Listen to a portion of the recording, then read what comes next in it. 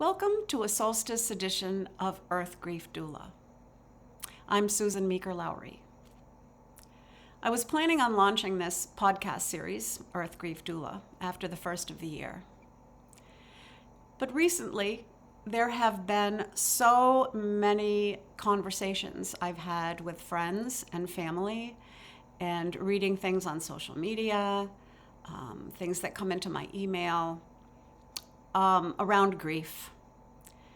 Grief is encompassing all of us these days. Whether it's because we've lost somebody close to us to death or disease, or we're just going through a hard time in general, or we're beginning, or we have been for a while, to pick up and feel and really process some of the grief that is all around us, and also what I call, and a lot of people are now calling, earth grief. It seems to be picking up. We are becoming more aware of it. I know on a certain level, on an energetic level, that we do pick up on vibrations and energies that are all around us, whether we are conscious of that or not. And yes, during this holiday season, there is a lot of frantic activity and a lot of rushing around.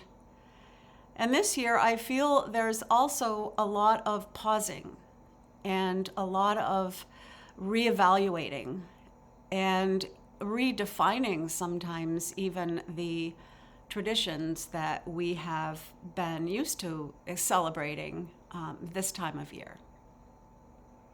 Many people seem to be asking, is it even appropriate to be celebrating when there's so much pain and so much death and destruction in the world? Of course, celebrating is always a good thing.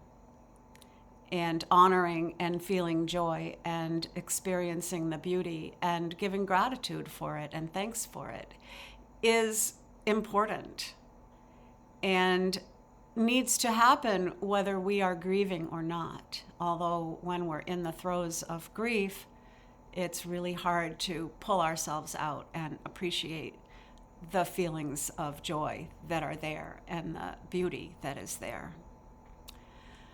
I wanted to just briefly share a couple of things that have helped me over the years, and especially in the dark days of winter, which is not my favorite time of year anymore. I used to really love it when I was younger. Of course, I skied, and so that meant there was snow in the winter, and that's where I spent my time. And then as I got older and dealing with that snow and ice physically became harder and harder, winter lost its appeal. But it comes every year, at least for now, and for that I'm grateful.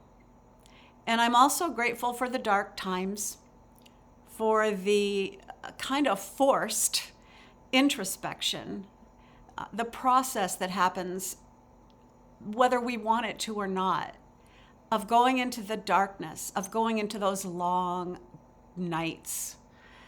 And the days are shorter. I mean, soon they'll start getting longer again, but it will be probably until February that we really, really notice, like, wow, there's more daylight now.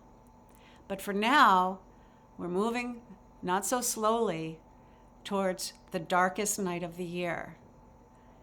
And for me, one of the things that really helps a lot is fragrance.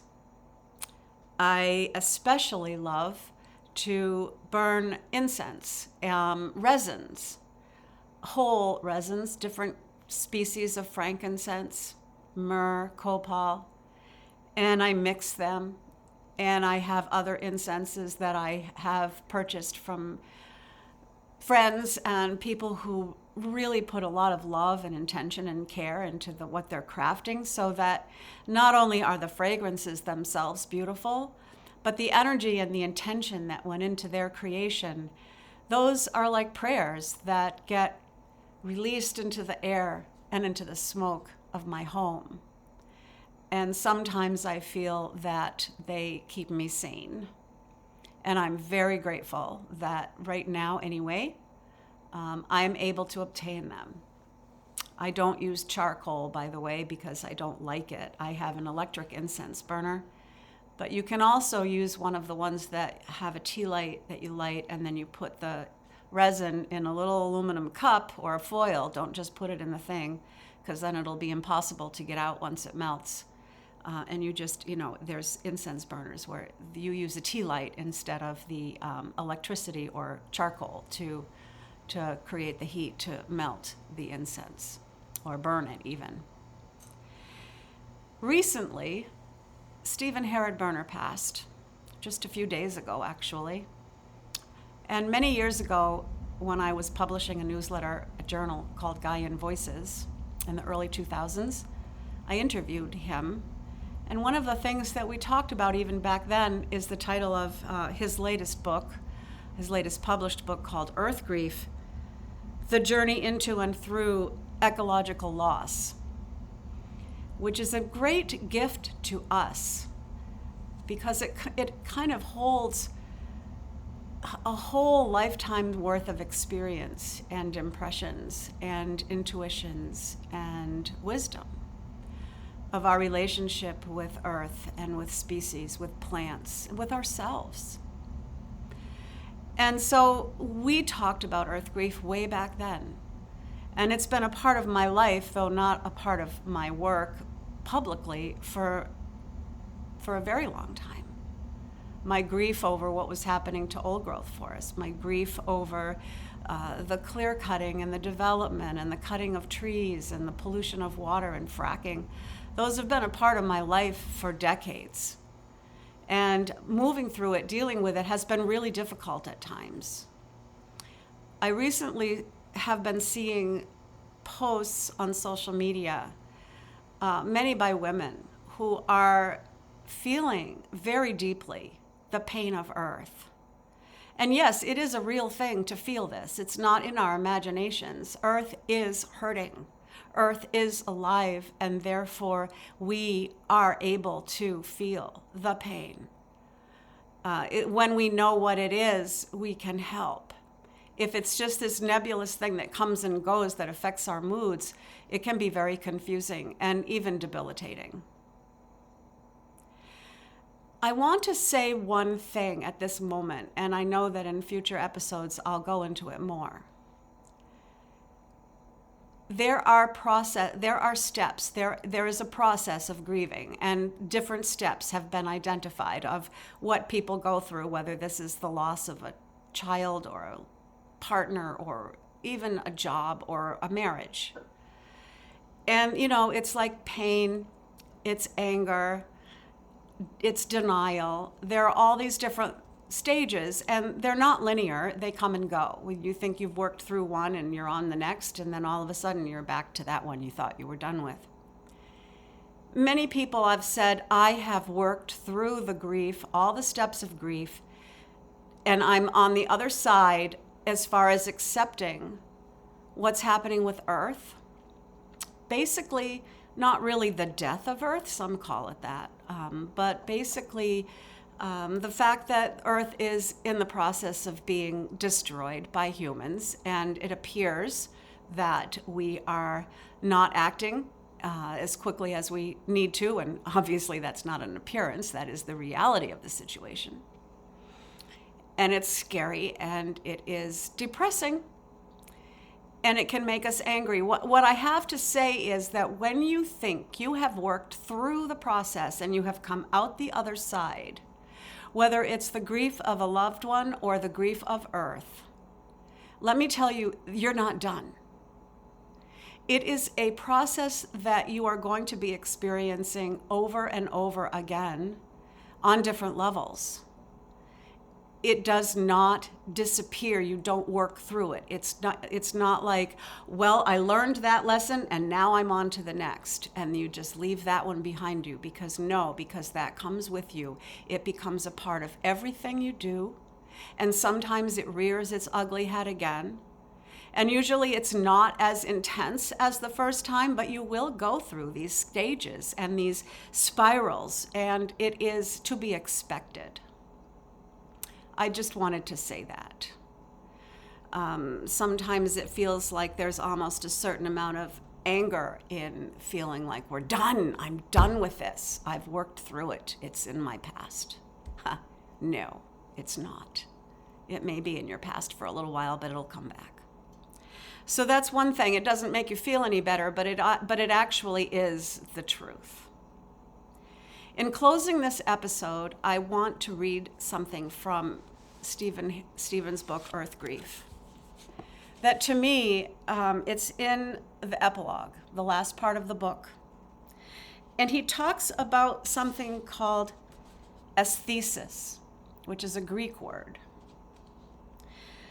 And it is the moment, he explains, when a soul exchange occurs between a human being and something from the wildness of the world. And this is a mutual thing. And I'm going to read his words because they're so comforting to me and they're so true. It is the moment when a soul exchange occurs between a human being and something from the wildness of the world. Always, at the moment of encounter, there is a slight pause as the impact of the other being is felt. Then a sudden, deep breathing in takes place as the exchange occurs, an inspiration. The Athenians were very clear that inspiration comes from the world and not from inside the person. When we unexpectedly come upon a great rock formation or an elder tree, we feel the presence of something alive and strong and old, something outside the human.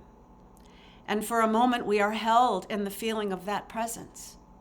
But at the same time, we are beheld. And very quickly, there is that intake of breath, that inspiration. We breathe them into us, and they breathe us into them. This is not a river. It does not travel only in one direction. They need us just as we need them. We are all in this together. We are not alone here. As we travel through these difficult times, it is important to remember that. For the wild things of this world are working just as hard as we who care for this earth are working. They are responding to the alterations in climate, imbalances in earth functions, just as we are. What is happening matters to them too. And this is the crux of the matter. What is happening matters to them too. Because they're alive as we are alive. Because they feel as we feel. Because they love as we love. Because we are a part of them and they are a part of us. And the grief that we're feeling is ours and it's theirs. And it's a gift that we can both give each other and hold and hopefully use it because it comes from love. And love is the most powerful force.